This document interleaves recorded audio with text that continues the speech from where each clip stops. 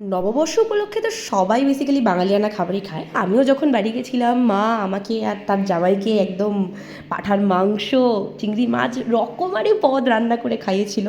তো ওখান থেকে আসার পর আমরা প্ল্যান করে নিয়েছিলাম এবার আমরা যখন দুজনে মিলে খেতে যাব তখন একটু অন্য ধরনের ডিশ ট্রাই করব।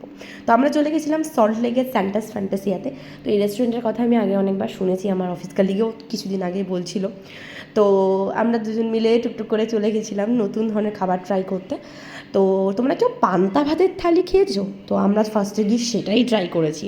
তো ওখানে একদম প্রপার পান্তা ভাত, তার সাথে লেবু, পেঁয়াজ, একদম নুন, পাকা একদম ঘানি সর্ষের তেল, দু রকমের ভর্তা, একদম চাটনি, আর যে গ্লাসে যেটা দিয়েছে না ওটা হচ্ছে পান্তা ভাত, যে যে ভেজানো যে জলটা থাকে ওটা বীভৎস ভালো ছিল। আমি যেহেতু পান্তা খাই না তো পুরোটা ওই খেয়েছে, আমি খুব একটা জাস্ট টেস্ট করেছি।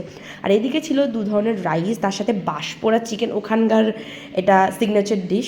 তার সাথে ডাল ছিল, মাটন ছিল, সরু চাকলি ছিল, দু ধরনের ডেজার্ট ছিল।